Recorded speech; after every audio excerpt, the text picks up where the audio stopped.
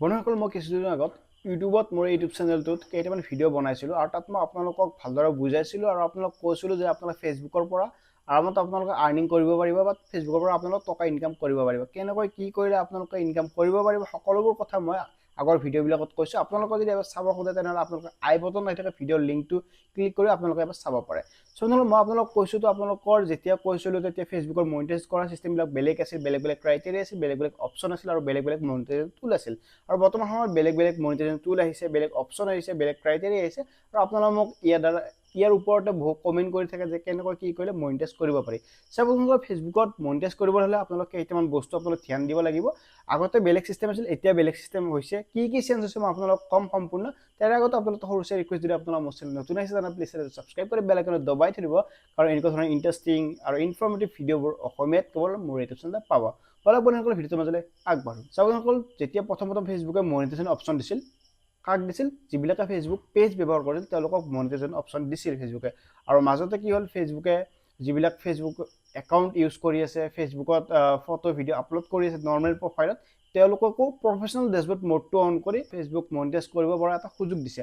আৰু যদি আপোনালোকে নাজানে ফেচবুকৰ কেনেকুৱা প্ৰফেশ্যনেল মোডটো আপোনালোকে অন কৰিব লাগে, অলপ আপোনালোকে ভিডিঅ'টো আগবাঢ়ো। কণ্টেণ্ট মনিটাইজেশ্যন চিষ্টেম আপোনালোকৰ হয়তো বহুতৰ মাজত কণ্টেণ্ট মনিটাইজেশ্যন চিষ্টেমটো বা কণ্টেণ্ট মনিটাইজেশ্যন অপশ্যনটো অহা নাই। আপোনালোকে কেনেকৈ কি কৰিলে কণ্টেণ্ট মনিটাইজেশ্যনটো পাব, ইয়াৰ ওপৰতো মই এটা ভিডিঅ' বনাই থৈ দিছোঁ। আপোনালোকে মোৰ চেনেলটো এবাৰ চাৰ্চ কৰি বা আপোনালোকে চেক কৰি আপোনালোকে সেই ভিডিঅ'টো চালে আপোনালোকে গম পাই যাব।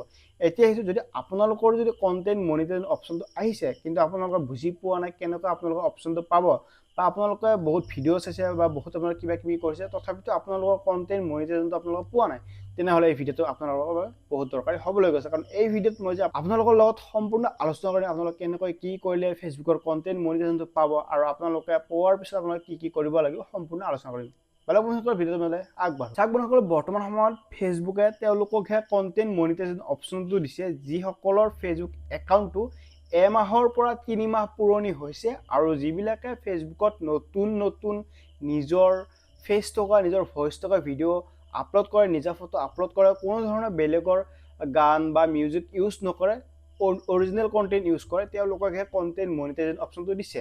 এইটো হৈছে বেচিক্স ক্ৰাইটেৰিয়া। আৰু আপোনালোকৰ এই যিটো কণ্টেণ্ট মনিটাইজেশ্যন অপশ্যনটো আছে আপোনালোকে কেনেকৈ পাব?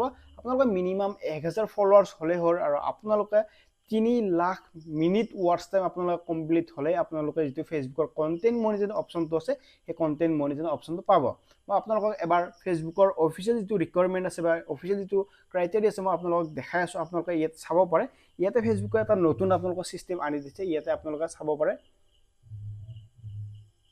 ফেচবুকে এইবাৰ কি কৈছে, আপোনালোকৰ মিনিমাম 5000 আপোনালোকৰ ফলোৱাৰ্ছ কমপ্লিট কৰিব লাগিব লাষ্ট 30 ডেজ, মানে এমাহৰ ভিতৰত আপোনালোকে 5000 ফলোৱাৰ্ছৰ পৰা 10000 ফলোৱাৰ্ছ আপোনালোকে কমপ্লিট কৰিব লাগিব। আৰু লগতে আপোনালোকে 6 লাখ মিনিট ৱাটচ টাইম আপোনালোকে 2 মাহৰ ভিতৰত কমপ্লিট কৰিব লাগিব। তাৰে পিছত যে আপোনালোকে যিটো ফেচবুকৰ কণ্টেণ্ট মনিটাইজেশ্যন চিষ্টেম আছে সেই কণ্টেণ্ট মনিটাইজেশ্যন চিষ্টেমত আপোনালোকে এণ্টাৰ হ'ব পাৰিব আৰু আপোনালোকে ফেচবুকৰ পৰা টকা উপাৰ্জন কৰা আপোনালোকে ষ্টাৰ্ট কৰিব পাৰিব।